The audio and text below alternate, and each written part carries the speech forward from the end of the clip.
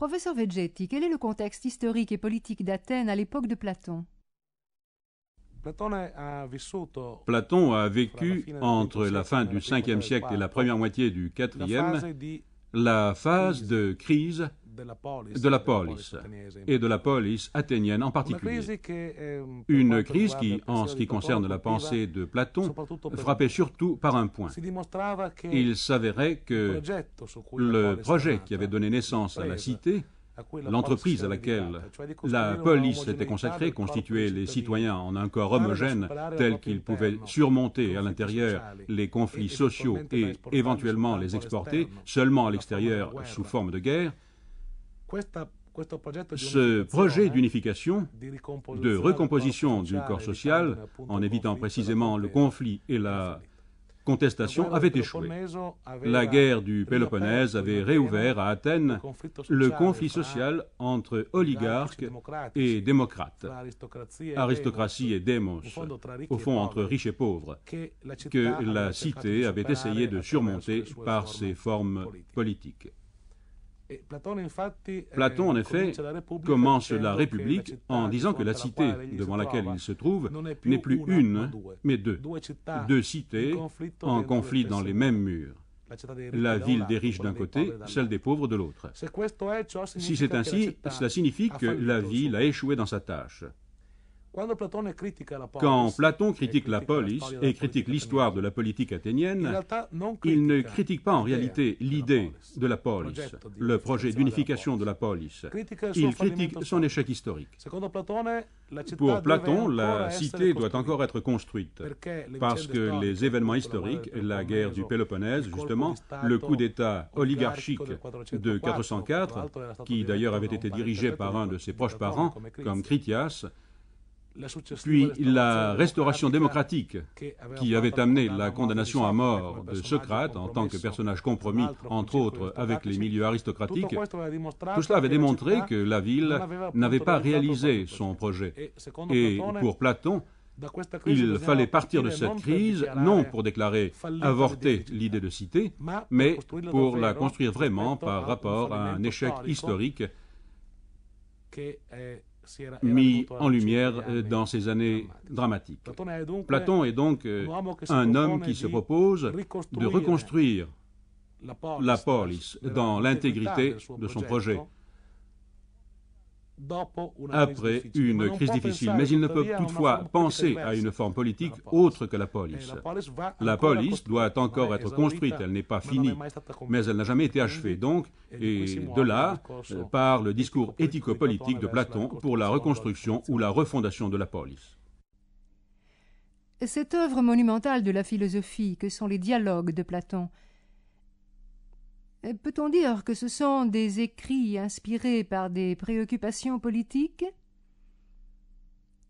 Peut-on, comme certains le soutiennent, dire que le problème philosophique et le problème politique coïncident chez Platon?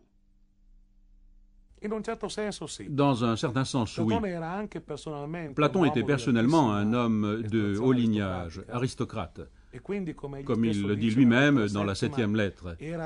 Il était donc, de par sa famille, tout naturellement destiné à assumer d'importantes charges politiques. Et comme il nous le confie, sa réflexion politique commence précisément à l'issue des événements dramatiques qui virent le coup d'État oligarchique de Critias, la mort de Critias et enfin le procès de Socrate. Donc, ce qui a stimulé la pensée de Platon, c'est certainement une situation politique, d'autant plus que sa philosophie est avant tout éthique, c'est-à-dire une philosophie orientée vers l'amélioration de la qualité morale des hommes et qui cherche à rendre les hommes plus justes. Et dans le contexte de la pensée de Platon, il n'est pas possible qu'il existe des hommes justes, sinon à l'intérieur d'une cité juste. Car faire devenir justes les hommes signifie les éduquer. Et le sujet de l'éducation ne peut être qu'un sujet collectif, un sujet social, donc la cité. Naturellement, il n'y a pas de cité juste si ces citoyens ne sont pas justes, mais vice-versa, ces citoyens ne peuvent devenir justes si la cité ne prend pas dans son ensemble la responsabilité d'une entreprise éducative, d'un projet de transformation. Donc, entre morale et politique, il y a pour Platon une étroite circularité. Il faut changer la cité pour changer les hommes. Et naturellement, changer aussi les hommes pour changer la cité. Ce rapport fait que la motivation de fond de la philosophie platonicienne est étroitement liée à une fin politique. Mais je dirais que cela n'est qu'une partie de la vérité, non la vérité tout entière.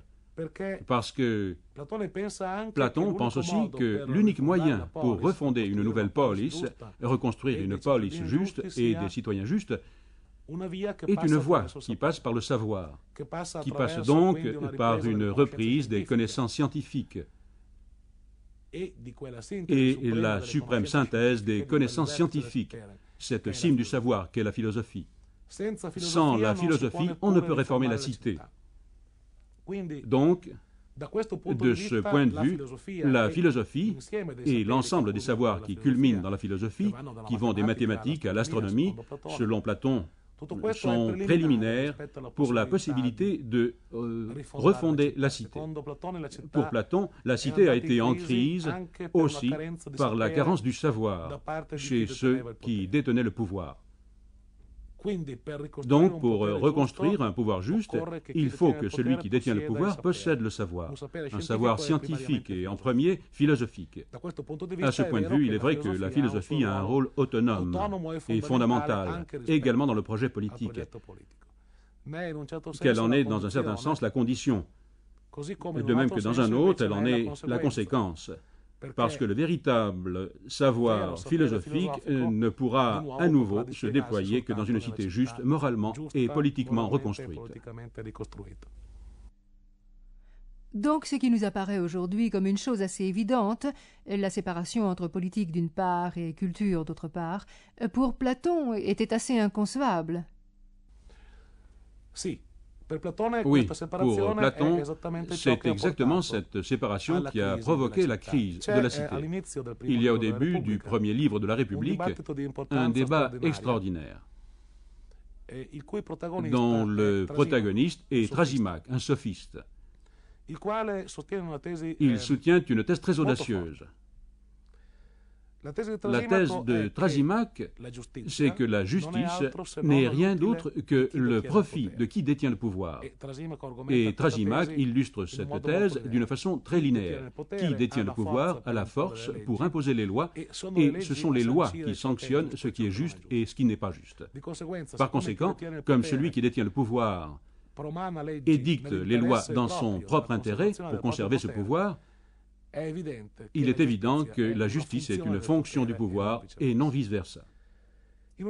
Dans un certain sens, tout le reste de la République a été écrit par Platon pour répondre à la thèse de Thrasymachre, pour tenter de substituer au pouvoir d'oppression et d'exploitation de Thrasymachre l'idée d'un pouvoir de service, c'est-à-dire d'un pouvoir qui s'exerce dans l'intérêt des sujets et non à des fins d'exploitation des sujets. Mais pour Platon, ce nouveau pouvoir ne peut dériver ni de la richesse, car il est clair que si le pouvoir se conjugue à la richesse, le pouvoir sera au service de la richesse, donc ce sera à nouveau un pouvoir de parti d'exploitation, ni même de la volonté de la majorité. Parce que la volonté de la majorité, en tant que telle, est une volonté qui n'a pas les instruments pour comprendre ce qu'est le véritable intérêt de la majorité. La majorité exprime des désirs, de vagues projets, influençables, et souvent seulement en fonction de requêtes immédiates, sans avoir une claire conscience de ce qui est vraiment utile pour la cité dans son ensemble. Donc, le pouvoir ne doit être abandonné ni aux riches, ni à la multitude. De ce point de vue, ne peut exercer le pouvoir que celui qui possède le savoir nécessaire pour comprendre l'intérêt général, donc pour offrir un réel service à la communauté dans son ensemble et non à une partie ou à l'autre de la communauté, même si cette partie est la partie majoritaire. Je dirais qu'il y a, au fond, une idée centrale dans l'histoire de la pensée politique que propose Platon. L'intérêt universel n'est pas nécessairement représenté par la majorité de la communauté. En général même, il ne l'est nullement. L'intérêt universel ne peut être compris et administré que quand le pouvoir est détenu par une minorité qui toutefois possède les instruments intellectuels de la connaissance qui la met en mesure de comprendre quel est le véritable intérêt général.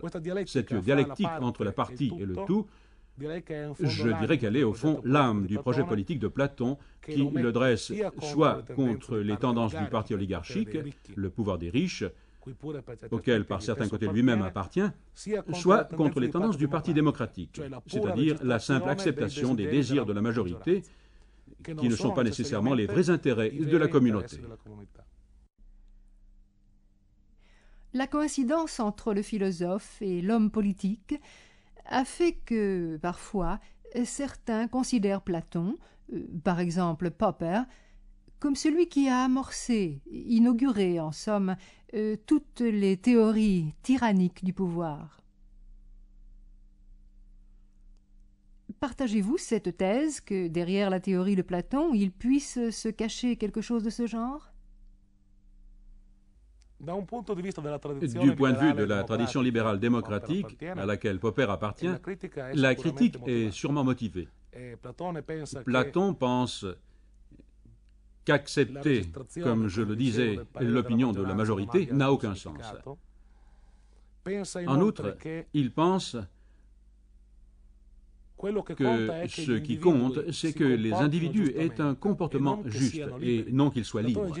Platon dit très clairement qu'il vaut mieux faire les choses justes parce qu'on est obligé de les faire, c'est-à-dire par contrainte, que d'être libre de faire des erreurs.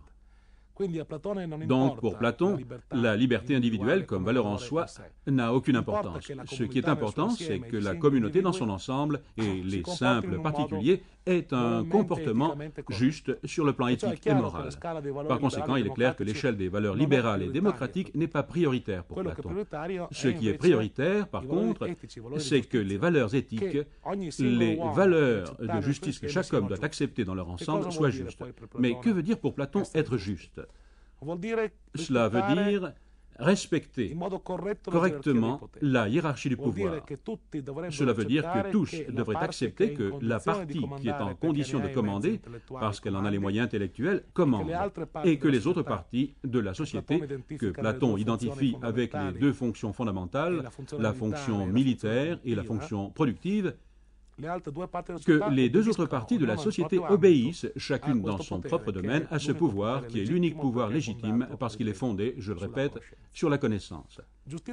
Donc, justice veut dire accepter son propre rôle social et non chercher à exercer un rôle différent de celui pour lequel on est outillé. Il en est de même pour l'âme humaine, c'est-à-dire pour chaque individu. Notre âme, selon Platon, est divisée en trois parties. Une partie rationnelle, qui correspond aux philosophes au niveau social, une partie courageuse et émotive, qui correspond à la fonction militaire, et une troisième partie inférieure, liée au désir et à la corporéité, qui correspond à la fonction productive. Alors, pour Platon, la justice s'obtient dans l'âme quand toutes les parties de l'âme, unanimement, comme une symphonie, comme le dit Platon, acceptent le pouvoir de la raison sur les deux autres. Et les deux autres acceptent de remplir, chacune avec ordre, leur propre fonction, sans essayer de l'emporter sur le pouvoir de la raison. Il y a injustice quand l'âme est gouvernée par la colère, l'ire courageuse, ou quand gouverne le monde des désirs, lié à la corporéité, de même qu'il y a injustice dans la cité quand gouvernent les parties non philosophiques du corps des citoyens. Il est donc très compréhensible que d'un point de vue libéralo-démocratique, Platon soit apparu comme un penseur totalitaire dans la mesure où il confie tout le pouvoir à une partie et veut soumettre les citoyens à l'intérêt général de l'ensemble de la cité. Platon dit par exemple, dans un autre passage, qu'il est inadmissible que la médecine de son époque, une médecine qui se modernisait, qui se développée, cherche plutôt à éduquer les maladies en faisant de chaque malade un malade chronique, parce que la médecine s'occupe minutieusement de soigner sa maladie plutôt que reconstruire le plus rapidement possible la capacité individuelle pour contribuer aux intérêts de la société, à l'activité politique, au travail productif. Si quelqu'un, dit Platon, n'est plus en mesure de donner sa contribution aux intérêts de la société, il est inutile de le soigner. Il vaut mieux qu'il meure, parce qu'il est inutile à la cité et à lui-même. Il y a donc clairement prépondérance du point de vue communautaire, collectif, par rapport au point de vue individuel. Tant et si bien que, d'un autre côté, on a parlé de communisme platonicien. Le communisme de Platon tient à cette séparation qu'il croit nécessaire, comme je le disais, entre le pouvoir et la richesse. Qui détient le pouvoir ne doit posséder aucun patrimoine. Il ne doit posséder ni patrimoine, ni être lié à une famille, car cela signifierait qu'à nouveau, il exercerait le pouvoir en fonction de ses propres intérêts personnels, patrimoniaux ou familiaux qu'ils soient. Parce que la négation du patrimoine privé, de la propriété privée, de la famille, est pour Platon uniquement valable pour la classe dirigeante et non pour les autres classes. Donc, s'il y a un communisme chez Platon, c'est un communisme très partiel, limité au groupe dirigeant et non à l'ensemble de la société.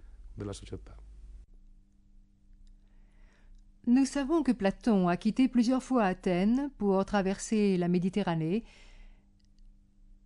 pour aller jusqu'à Syracuse, afin d'essayer d'influencer des expériences politiques. Faut-il mettre ce que vous disiez à propos de la critique de la démocratie formelle, du principe de la majorité, en relation avec ces voyages? En somme, Platon, pour faire son expérience de Politeia, de république, d'État nouveau, a-t-il laissé la démocratique Athènes et préféra-t-il essayer d'éduquer un tyran? Platon en effet pensait qu'il y avait deux modes pour réformer la cité. Le premier, que les philosophes prennent le pouvoir, ce qui était le mode le plus souhaitable, mais aussi le plus long, le plus difficile, parce qu'il passait par une tâche d'éducation collective pour le rendre possible.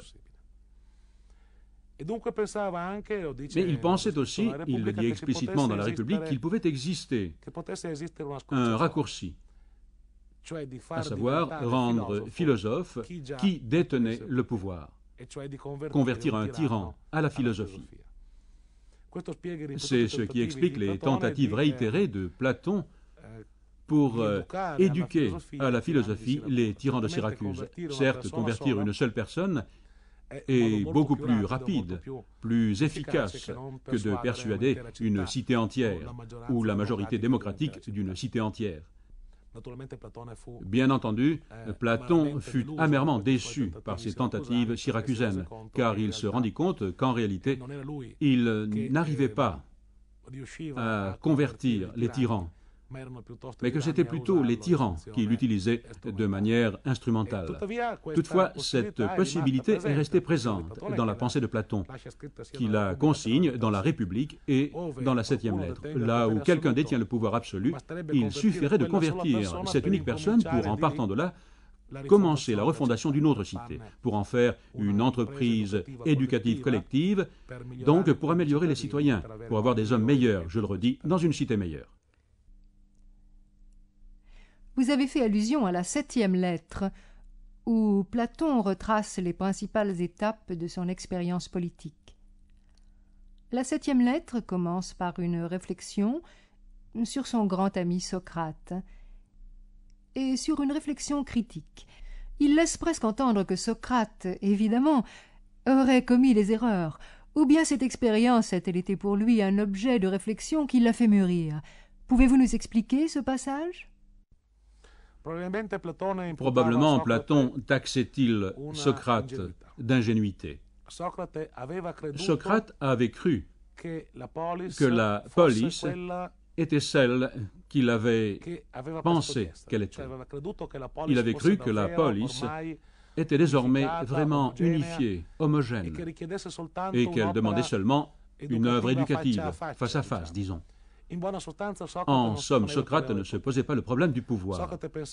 Socrate pensait qu'un simple citoyen, à l'intérieur de la cité, pouvait, avec patience et ténacité, rééduquer ses concitoyens. Par contre, il ne pensait pas que le problème du pouvoir est le problème central, que si l'on ne change pas les structures du pouvoir, l'engagement individuel d'un seul homme, d'un seul philosophe, est destiné à une issue tragique, celle qu'a connue Socrate précisément. Et en effet, le tournant crucial de la pensée platonicienne, telle que nous la présente la République, est la thèse selon laquelle on ne peut modifier la cité si l'on ne modifie la structure du pouvoir, et en particulier si les philosophes n'assument pas le pouvoir.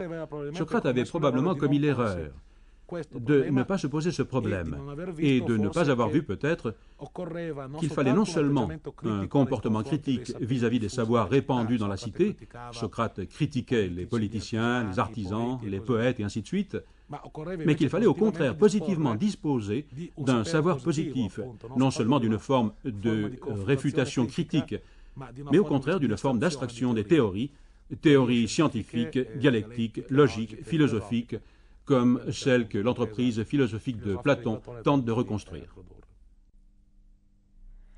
Plus avant, vous avez fait allusion à la thèse de Thrasymachs dans le premier livre de la République, et nous pouvons noter, disons, une sorte de mépris chez Platon pour des personnages comme Thrasymachs, mais en même temps, Platon ne cesse de parler aussi des sophistes, d'une noble sophistique en parlant de Protagoras et de Gorgias.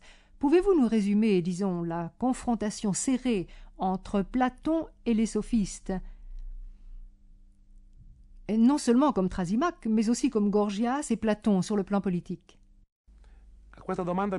Cette question appelle une observation. Dans un certain sens, les sophistes, ou du moins les sophistes que nous connaissons, sont une invention, entre guillemets, de Platon. Ce sont les personnages des dialogues de Platon. Nous ne saurions rien d'hommes comme Thrasymachs, Polos ou Calliclès, qui apparaissent dans le Gorgias, si Platon n'en parlait pas. Par ailleurs, les grands sophistes comme Gorgias et Protagoras étaient morts depuis longtemps quand Platon écrivait ses dialogues. Il s'agit donc de la représentation quasi théâtrale d'une génération de penseurs. Et certainement, à ce point, dans son grand théâtre philosophique, Platon confronte deux générations de sophistes, celle des anciens, des Protagoras et des Gorgias, qui étaient honnêtement engagés, à son avis, dans l'entreprise de construction de la polis démocratique, même si, d'après Platon, leurs instruments intellectuels étaient insuffisants et la perspective éthique insuffisante.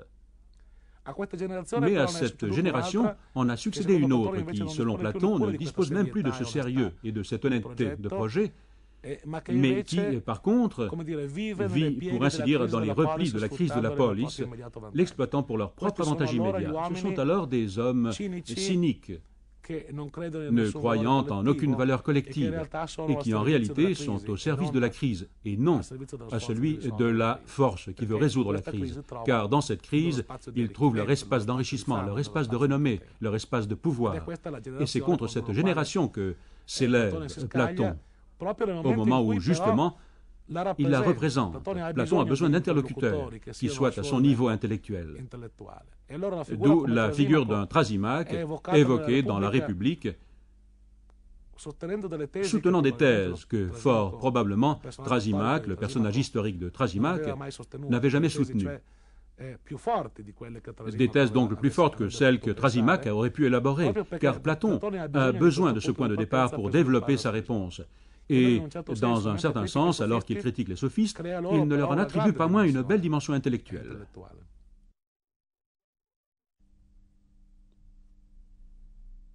Au début, en parlant de la République, il a été dit qu'il s'agissait d'un traité sur l'éducation, mais nous savons que la République est aussi un traité sur la question du bien, un traité, disons, de nature ontologique. Il y a de nombreuses interprétations des contenus de la République. Est-ce que ces interprétations s'additionnent l'une l'autre, ou pouvons-nous dire qu'elles coexistent dans l'œuvre de Platon? Dans la République, Platon a cette extraordinaire ambition d'unifier. Il pense qu'il est possible d'imaginer une hiérarchie des sciences, y compris les sciences les plus abstraites comme le sont les mathématiques, la géométrie, l'astronomie, et des objets des sciences, donc des idées qui constituent le monde de l'être. Une hiérarchie qui aurait à son sommet une valeur de type éthique, le bien. Le bien serait la clé de voûte de tout l'édifice de la science et de l'être, qui donne un sens moral et politique à tout le reste. Chaque idée, en tant que subordonnée au bien et participant au bien, a une valeur, même si c'est une idée, supposons, de carré ou de diagonale, une idée de type mathématique. Et toute science, en tant que subordonnée au bien, a une valeur. Les mathématiques pouvant aussi avoir une valeur éthico-politique. Enfin, que ces rapports de valeurs soient compris par un savoir spécifique qui est la dialectique philosophique.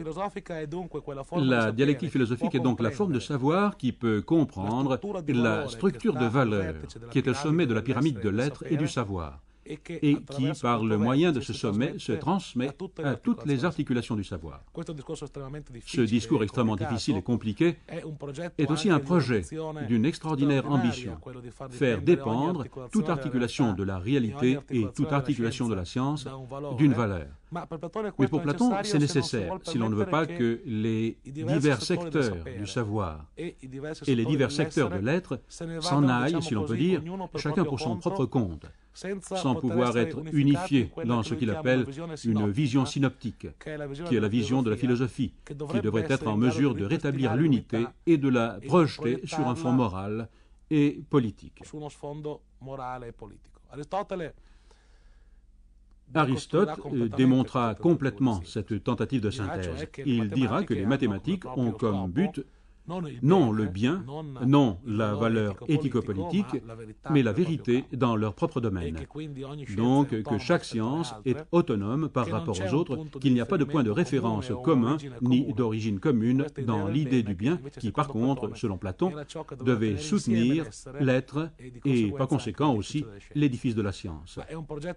Mais c'est un projet extrêmement difficile dont Platon ne discute que par allusion, métaphore, entre le 6e et le 7e livre de la République, et qui naturellement se prête à des interprétations très diverses. On peut privilégier l'aspect théologique en faisant du bien une sorte de figure divine, comme le fera plus tard la tradition néoplatonicienne.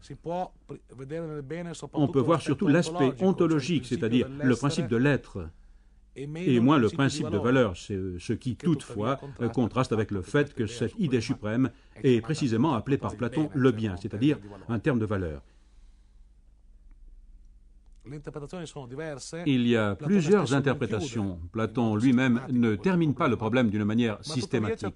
Toutefois, je crois que certainement le sens qui est exprimé est celui du postulat d'une possibilité d'unification du monde comme valeur éthico-politique. La métaphore à laquelle Platon a recours pour expliquer la suprématie du bien est la métaphore du soleil.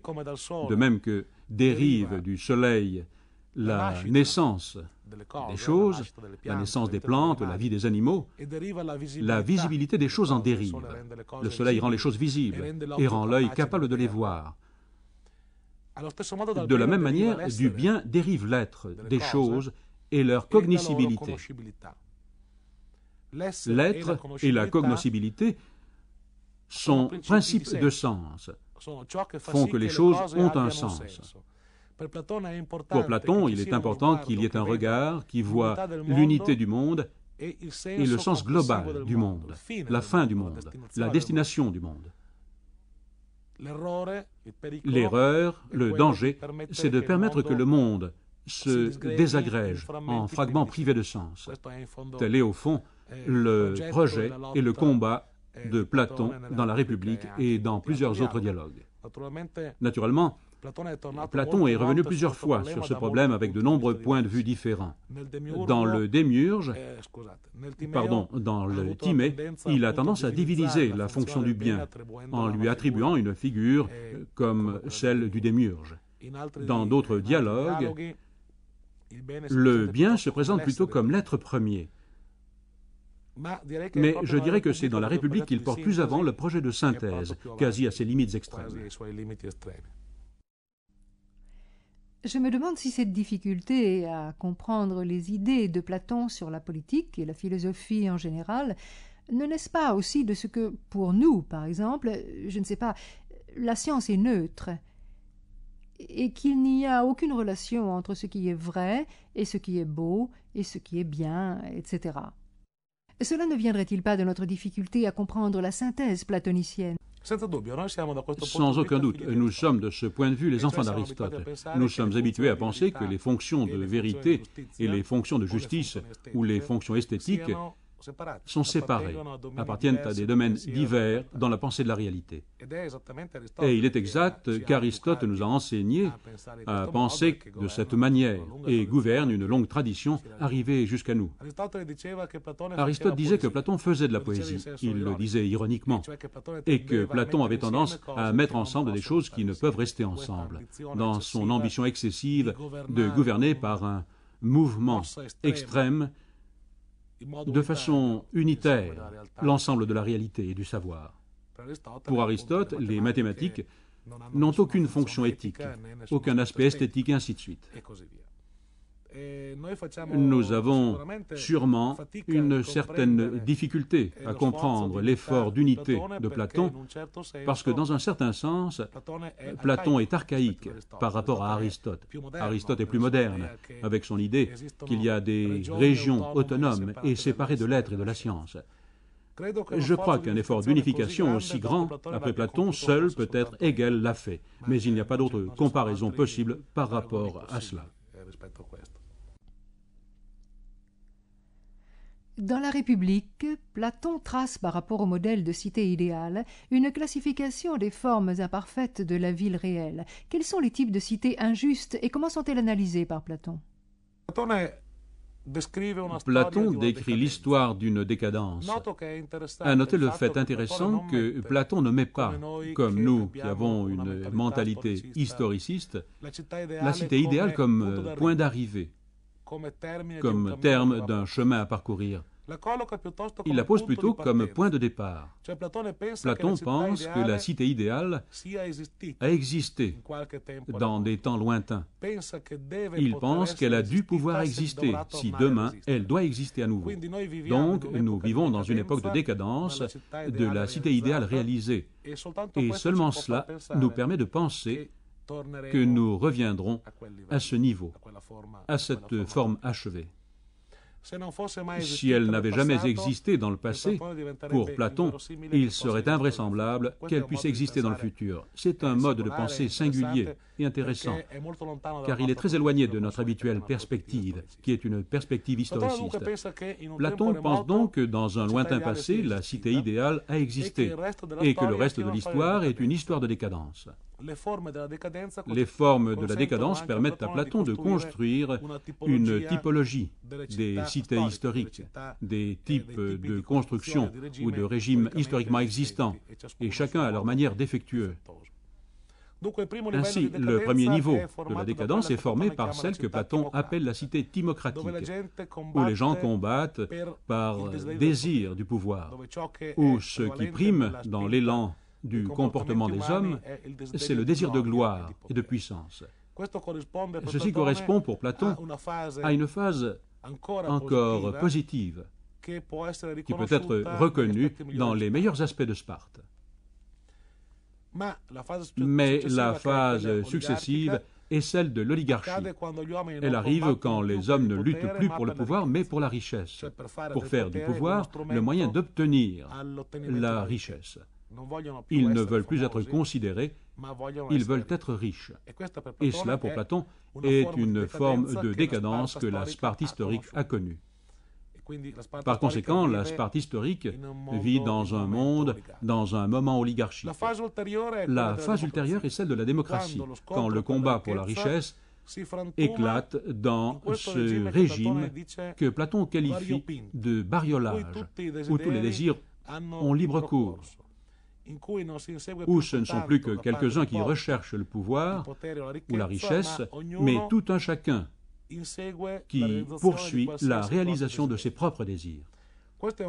Un régime que Platon trouve sympathique, agréable, mais certainement anarchique, privé de toute règle, de toute norme, de toute valeur qui se présente comme universelle.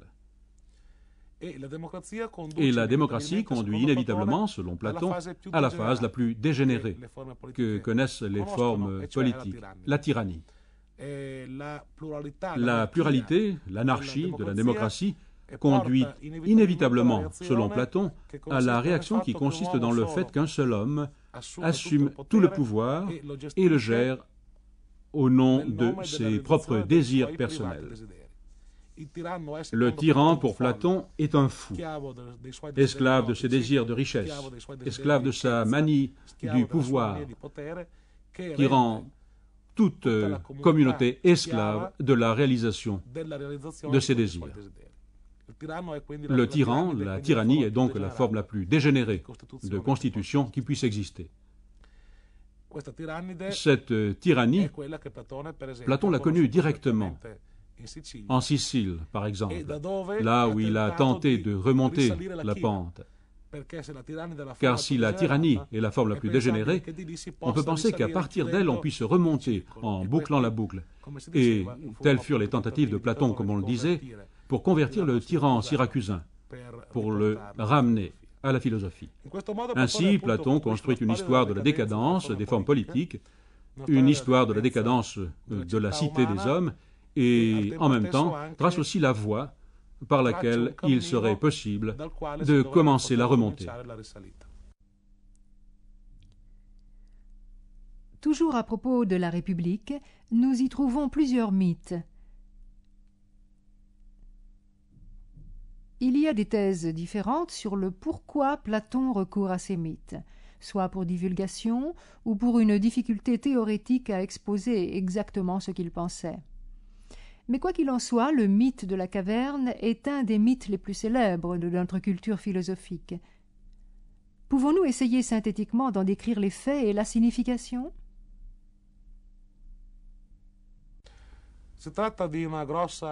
Il s'agit d'une grande figuration allégorique. Il existe une caverne où sont enchaînés des prisonniers qui ne peuvent regarder qu'en direction du fond de la caverne. Derrière eux passent des figurines, sortes de marionnettes qui sont éclairées par un feu, toujours derrière les prisonniers. Ces figurines projettent sur le fond de la caverne leurs ombres. Les prisonniers n'ont jamais rien vu d'autre, sinon ces ombres. Et ils croient donc que le monde et la réalité sont constitués par ces ombres. Sur ces ombres, ils construisent aussi une science, et ils cherchent à prévoir dans quel ordre ces ombres défileront. Puis ils décernent tour à tour de grandes distinctions à celui qui a mieux prévu que les autres quelle sera la figure destinée à passer la première. C'est une science empirique en substance. Or, Platon dit que la condition des hommes est celle de qui vit en croyant que ce qui existe, ce sont seulement des ombres. Les ombres sont donc la réalité empirique quotidienne, celle qui tombe sous nos sens. Un de ces hommes, dit Platon, se libère et va hors de la caverne. Et il comprend que la vraie lumière n'est pas celle du feu, mais celle du soleil. Que les vraies figures ne sont pas les ombres des figurines de bois, mais sont les animaux, les plantes, les montagnes, et ainsi de suite. Il a donc, pour interpréter l'allégorie, une vision du monde des idées, des réalités vraies, gouvernées par le bien, qui évidemment est à la place du soleil. Cette vision fait comprendre aux prisonniers fugitifs l'erreur dans laquelle vivent ses compagnons. Le prisonnier alors revient dans la caverne et cherche à leur expliquer que ce n'est pas vrai, que tout ce qui existe, ce ne sont que les ombres, et tout autant ce qui arrive dans leur dos, que dehors il y a un monde plus vrai, plus beau. Mais ces prisonniers, qui depuis toujours vivent dans ces conditions, n'y croient pas, le considèrent comme fou, et tentent de l'attraper et de le mettre à mort.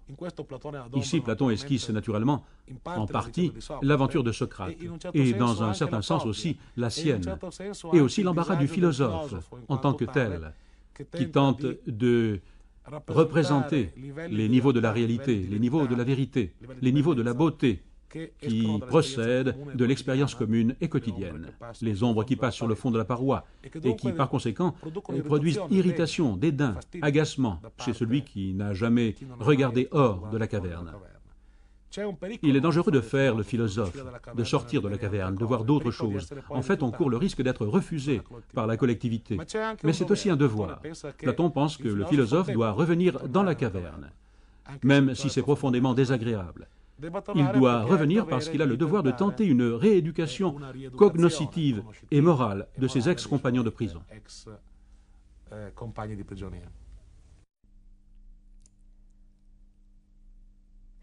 À ce propos, peut-on dire, nous savons que Hegel avait utilisé un aphorisme pour dire « la philosophie est le temps présent appris dans la pensée », et dire que pour Platon c'est un devoir de comprendre son propre temps? Oui, mais il ne peut être comparé au discours de Hegel, parce que pour Platon, il y a toujours un ici et un là, un haut et un bas. La philosophie n'est pas tant penser le propre temps que penser l'autre du propre temps, ce qui est plus en haut, ce qui se soustrait à l'expérience quotidienne. Alors que pour Hegel, on pouvait penser qu'une rigoureuse conceptualisation de la donnée de fait existant était la philosophie, pour Platon, au contraire, la philosophie est toujours quelque chose qui est ultérieur, qui va au-delà par rapport à la donnée de fait existant, à l'expérience quotidienne. Il y a un ciel des idées qu'il faut regarder. Donc, pour Platon, la philosophie est toujours l'acte d'aller au-delà, de transcender, de se déplacer vers le haut. Ce qui est vraiment peu hegelien. Puis, naturellement, il y a le problème du retour. Alors, le devoir de la philosophie, c'est d'illuminer l'ici, maintenant, en bas, avec ce qui vient du haut, du lumineux, du hors du temps, de l'intemporel. Mais pour Platon, il y a toujours un problème de rapport entre ce qui n'est pas dans le temps et ce qui est dans le temps, alors que pour Hegel, tout est dans le temps. Et voici la différence entre un historiciste comme Hegel et un grand idéaliste comme Platon. Toujours dans la République, nous avons aussi une description, au-delà des différentes classes sociales, une description du rôle et de la fonction des femmes à l'intérieur de la République et de la cité idéale. Pouvez-vous nous éclairer sur cette fonction? Certes, dans le 5e livre de la République, Platon fait des affirmations qui sont absolument extraordinaires, pratiquement uniques dans toute l'histoire de la pensée antique. Platon dit qu'il n'y a aucune raison, en principe, pour que les femmes soient inférieures aux hommes ou exclues du niveau de pouvoir qui est propre aux hommes. Cela allait contre la structure de la cité grecque d'alors, du temps de Platon et de toutes les époques successives, où il y avait une rigide exclusion des femmes, un rigide confinement des femmes dans le cadre de la famille et de la maison. Mais naturellement, Platon, dans la mesure où il veut supprimer la famille en tant qu'instrument de privatisation des intérêts affectifs et patrimoniaux, se pose aussi le problème d'une libération, en un certain sens, de la femme, de ses liens familiaux et d'une intégration des femmes en tant que citoyens comme les autres dans la gestion du pouvoir. Et les femmes seront bonnes ou mauvaises selon que l'éducation qu'elles auront reçue aura été bonne ou mauvaise, comme tous les autres. Platon justifie l'infériorité des femmes de son temps et de son époque par l'éducation infiniment plus mauvaise que celle des hommes qu'elles ont reçue. Elles sont donc elles-mêmes pires que les hommes. Mais, et voici l'optimisme éducatif de Platon, si les femmes recevaient une éducation égale à celle des hommes, il n'y aurait aucune raison pour qu'elles ne soient pas égales aux hommes. Certes, évidemment, resteraient les différences physiques en termes de force et ainsi de suite. Mais en principe, pas de différence de type intellectuel. On a parlé à ce propos du féminisme de Platon. Mais il y a aussi une critique féministe de ces positions.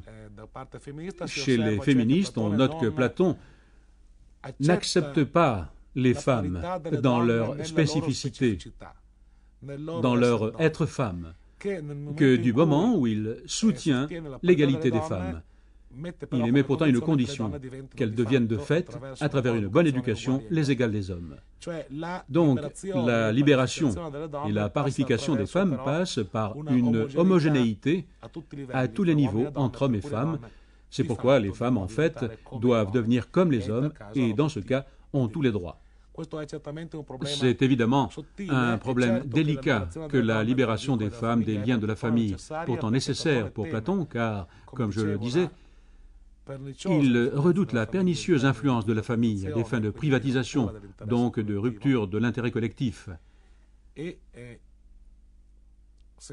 Et s'il y a famille où les femmes ont la fonction négative, parce qu'elles donnent aux enfants une mauvaise éducation, et ainsi de suite, alors qu'en détruisant la famille et en dénouant ces liens, les femmes, je le répète, peuvent devenir comme les hommes. On peut apprécier ceci d'une manière ou d'une autre, mais c'est certainement une prise de position fondamentalement importante, car, mis à part la partialité d'un auteur comme Plutarque, par ailleurs lui aussi platonicien, personne dans l'Antiquité n'a jamais soutenu une thèse aussi radicale au sujet d'une égalité possible des hommes et des femmes.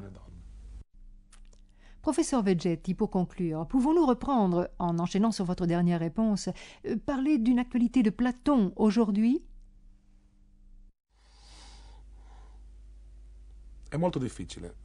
Il est très difficile de donner une réponse univoque. Sous certains aspects, Platon, comme je le disais, est un penseur qui offre de grands traits d'archaïsme. Il pense à une unité du savoir, de l'être, qu'il est évidemment difficile de partager aujourd'hui. Il pense à une forte intégration du corps social, comme je le disais, ce qui est contraire à toute la tradition de la pensée libérale et démocratique.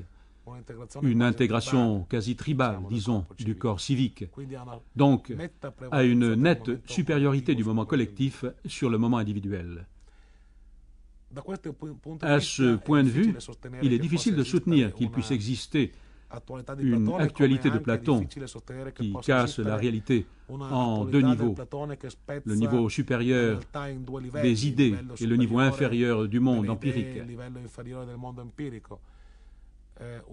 Un niveau doté d'une dignité métaphysique et, à la fin, quasi théologique, contre un niveau qui est celui du monde empirique, du monde historique dégradé et déclassé. Tout cela fait certainement de Platon un penseur, je le répète, qui peut être taxé d'archaïsme.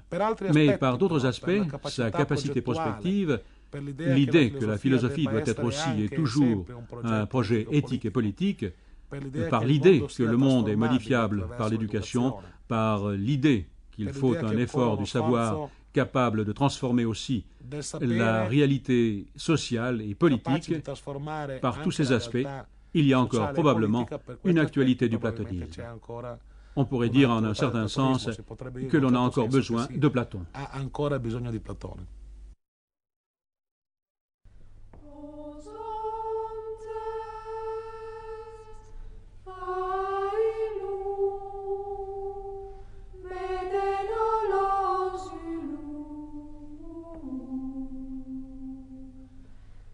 So